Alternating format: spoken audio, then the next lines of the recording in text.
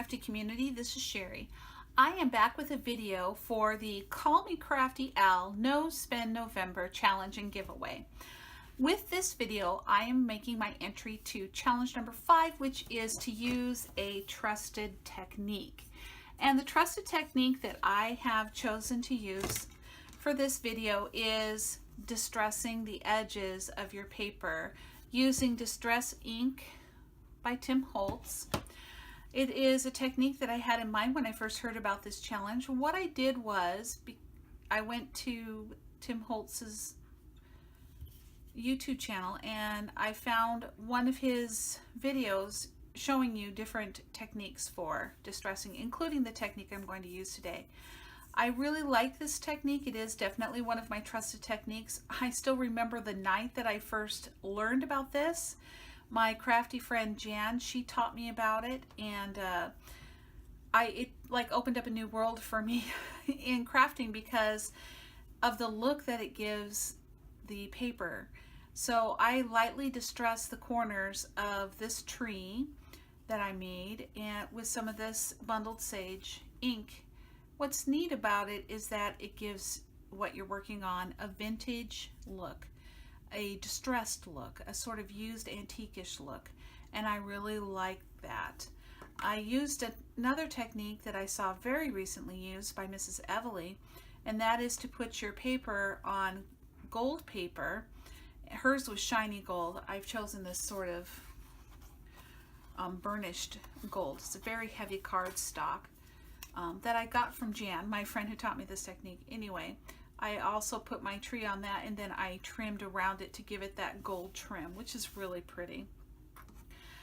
These little trees that I'm making can be used for so many things. They can be put in all sorts of projects and Happy Mail, and they can be used in cards, pocket letters, just you name it.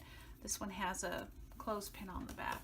So I'm going to give you a quick tutorial on how I did these.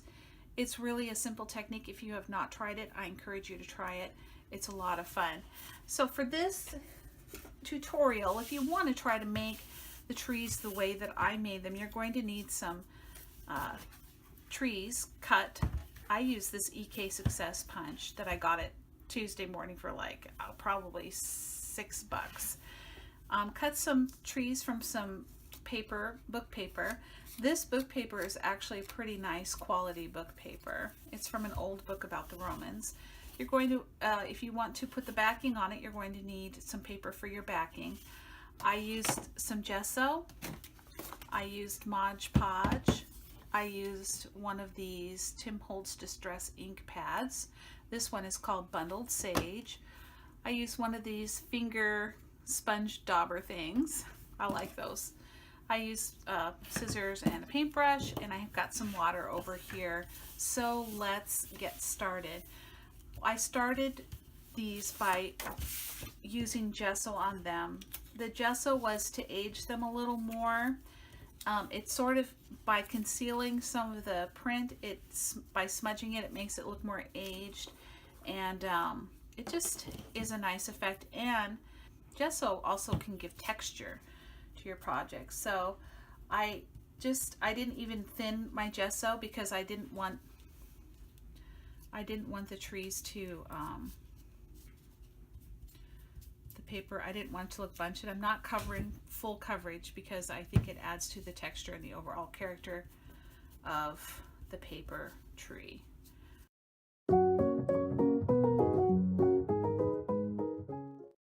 Gesso dries pretty quickly, but let's give that a minute to dry.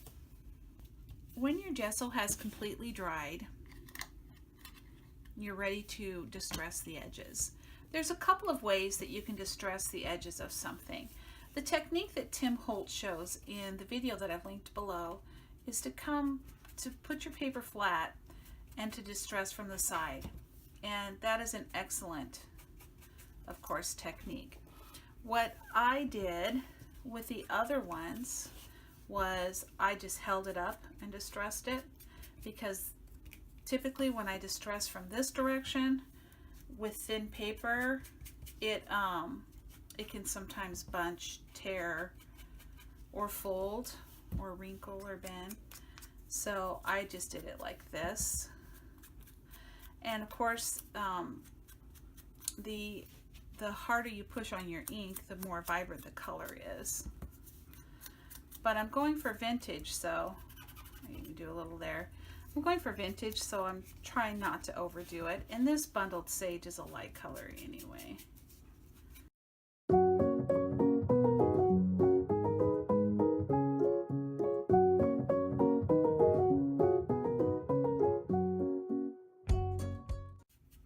Now when I Mod Podge these, some of this ink is going to lose its vibrance in the Mod Podge, which is fine, because that's part of the whole vintage look also. Okay, so I've distressed the edges of these. Now I'm going to go ahead, I'm just using the same brush, and I'm going to Mod Podge these to my paper. So I put some down, put the tree down, and then Mod Podge around it.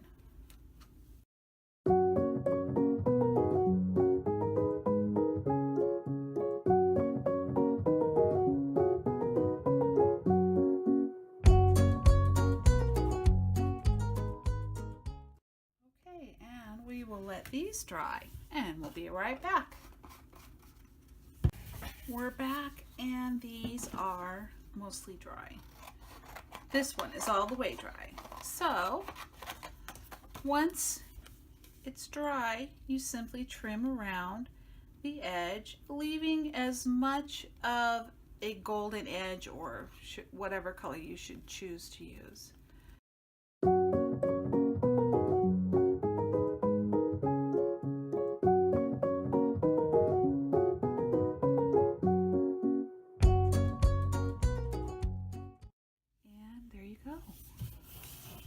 So I hope you enjoyed this tutorial / entry for Call Me Crafty Al's No Spend November challenge and giveaway. I am going to put all of her information in the description box below so that you can see that challenge if you're interested in seeing what others have done for these different challenges, or if you're interested in trying it yourself. She's opened it up so that you don't have to post a YouTube video to be in her challenge. You can post something on Instagram.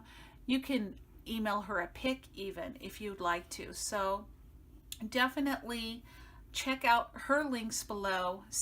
If you like this video, please give it a thumbs up.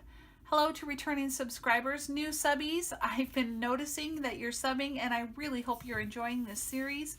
Please stay tuned for another video to come soon in the same series, just a different challenge.